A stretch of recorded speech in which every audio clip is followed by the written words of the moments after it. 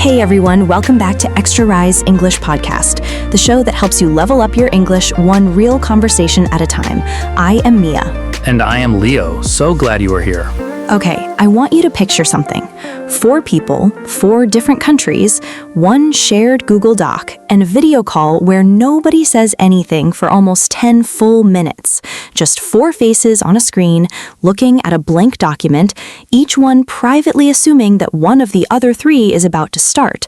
That was my first international group project, and by the end of that first meeting, we had accomplished exactly nothing. We said goodbye, closed the call, and I genuinely did not know what had just happened. You were all doing the polite thing simultaneously, and the polite thing was making it impossible to start.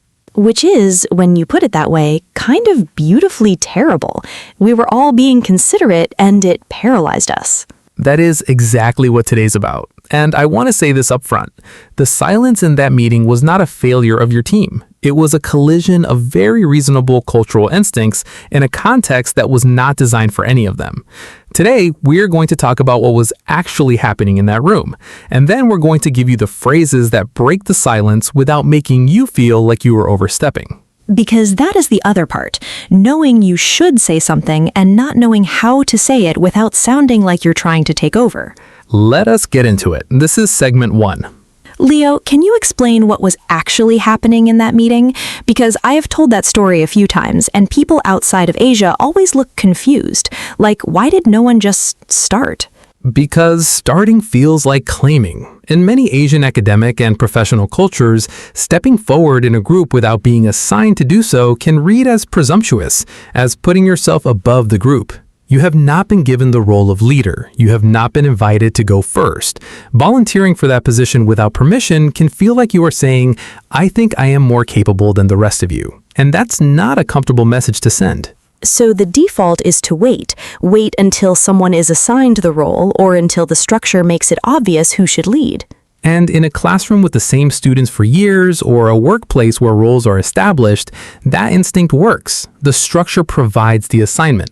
You don't have to volunteer. But in an international group project, especially in the first meeting, there is no structure yet, no assigned roles, no established hierarchy, and everyone in the room is waiting for the same thing, for someone else to create the structure they can then follow. And if everyone is waiting for the same thing, nobody moves. Exactly, and the failure to move gets misread.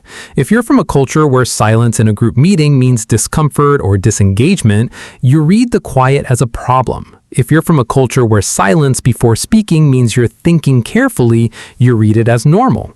The same silence means completely different things to different people in the room, and nobody says anything about what it means because that would require someone to go first. Oh, so the silence is not resistance, it's everyone doing their version of being respectful, and the versions are incompatible. That's it exactly. And here's the thing about international settings. The person who breaks that silence does not have to claim authority.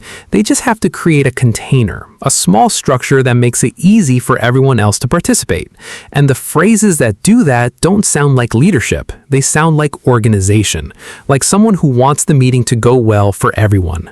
And there's a difference between those two things. A significant one. Let's talk about what to say. This is segment 2.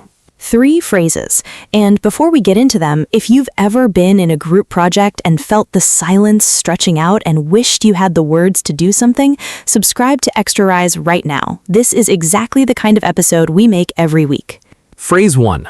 Can we start by listing out what needs to happen? This is the silence-breaking phrase. And the reason it works is that it doesn't assign leadership. It proposes a process. You're not saying, I will be the leader. You're saying, let's all figure out the shape of this together. The question format is deliberate. You're not declaring what will happen. You're inviting the group to agree to a starting point. And almost every group will agree to start with a list. It's low stakes. It requires no hierarchy. It just requires everyone to contribute what they know. And once there's a list, the meeting has momentum. You went from blank document to a shared picture of the work. That's real progress, and someone had to make it happen. And that someone doesn't have to be the leader for the rest of the project. They're just a person who made the first move at the first meeting. In most groups, that's enough to earn trust. Not because you claimed authority, because you made things easier for everyone. Can we start by listing out what needs to happen? Say that out loud. Notice it's a question, it's an invitation, not a command. Phrase 2. I can take the first draft on X. Does anyone want to own Y? This is the work distribution phrase. Once you have the list, someone has to volunteer for the pieces. And the instinct in a lot of Asian group contexts is to wait again for someone to assign the tasks, or to stay quiet because picking a task feels like claiming something that wasn't offered to you. This phrase solves that by doing two things at once. First, you go first. You take something. That models the behavior you need the whole group to do. Second, you immediately open the floor. Does anyone want to own Y? You're not distributing the work. You're inviting the group to self-select. And the word own is specific. It doesn't mean help with. It means be responsible for this. That clarity prevents the mid-project ambiguity where everyone thought someone else was handling something. Does anyone want to own Y? That word own does a lot. It means this is yours to carry, not yours to dominate, but yours to be responsible for. And going first with a task, even a small one, changes the dynamic in the room. It signals, I'm not trying to be in charge of you, I'm willing to be accountable for something. That's different, and people respond to it differently. Say it out loud. I can take the first draft on this section. Does anyone want to own the research piece? Phrase 3. Just to make sure we are all on the same page. This is the check-in phrase, and it is one of the most valuable phrases in any group project, at any stage. It is what you say before decision to confirm everyone understands the plan. It is what you say mid-project when someone has gone quiet. It is what you say 2 days before the deadline when you are not sure everything is on track. And it does something very specific. It gives people permission to say they are not on the same page. Without the phrase, admitting confusion feels like admitting failure. With the phrase, it is just a normal part of the process. Because just to make sure we are all on the same page assumes that being on different pages is a reasonable, normal possibility, not a sign that someone was not paying attention. Exactly. Just to make sure we are all on the same page, the draft is due to me by Thursday, and I will compile it and send the final to the professor on Friday morning. That check-in takes 15 seconds, and it prevents the Thursday night message that says, wait, was I supposed to send that to you or directly to the professor? 3 phrases. 1 to start, 1 to distribute, 1 to align. This is segment 3. Let's drill them. 3 real situations. Leo models the phrase. Say it out loud with him. Ready? Ready. Scenario 1. You're in the first meeting of an international group project. 4 people, all from different countries. The professor has introduced the assignment. Now the professor has left the virtual room. Everyone is in the call. The document is open. Nobody has said anything for about 2 minutes. Say the phrase that breaks the silence without sounding like you're taking over. Hey, so can we start by just listing out what needs to happen for this project? I've been reading through the brief, and I think I have a rough sense of the pieces, but I want to hear what everyone else is saying before we decide anything. Say it out loud. Can we start by listing out what needs to happen? I want to hear what everyone else is seeing. Notice what just happened. You broke the silence, but you didn't break it by announcing a plan. You broke it with a question that explicitly invited everyone else to contribute before any decisions were made. I want to hear what everyone else is seeing signals, I am not trying to run this, I'm trying to start it. And that distinction matters. The room can follow you into a conversation. It's much harder to follow someone who declared a plan without asking for input. The silence isn't comfortable for everyone. The first person to break it in the collaborative way is doing the group a favor. They are not leading. They are making it safe to begin.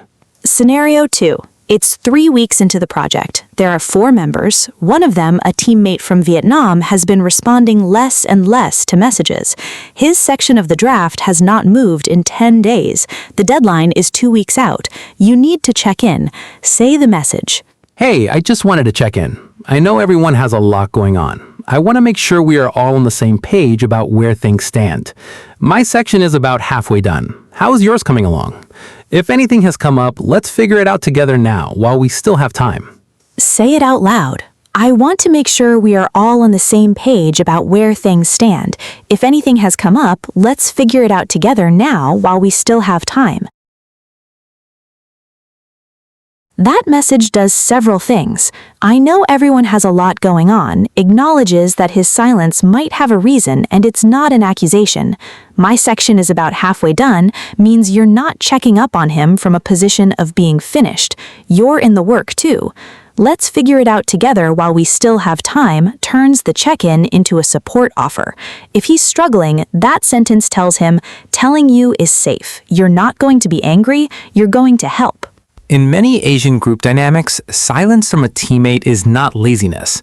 It's often fear. Fear of slowing the group down, fear of admitting they're behind, fear of being a burden. The check-in phrase doesn't force honesty. It makes honesty feel possible.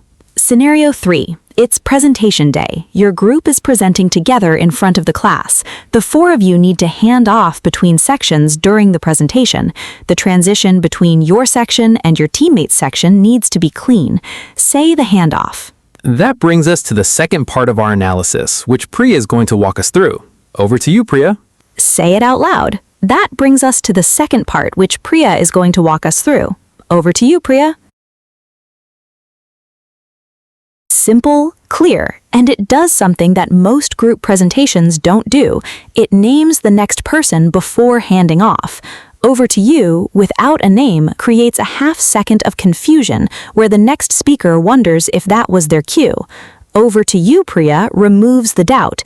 Everyone in the room knows who's next, including Priya, including the audience. And that brings us to the second part, gives the audience a frame. They're not wondering where the presentation is going, they're already oriented to the next section before Priya has said a word.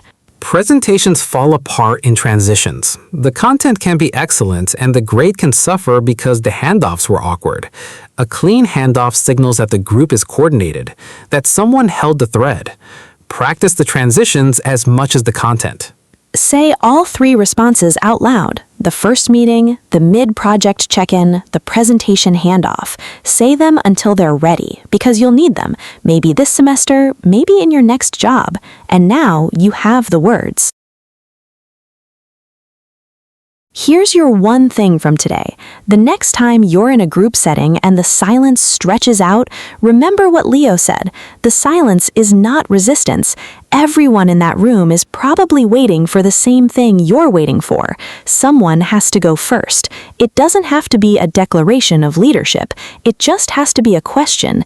Can we start by listing out what needs to happen? That one question ends the silence and gives everyone somewhere to go. And for the international students and professionals who have been holding back in group settings because stepping forward felt presumptuous, what the group needs from you is not for you to disappear. It needs you to contribute. The phrases today let you do that in a way that opens space for everyone, not just for yourself. That's not presumptuous. That is exactly what a group needs. Your assignment this week. The next time you're in a group project meeting, be the first person to use, can we start by listing out what needs to happen? Just once. See what happens to the room. Then come to the comments and tell us. We want to hear about that moment. We genuinely do.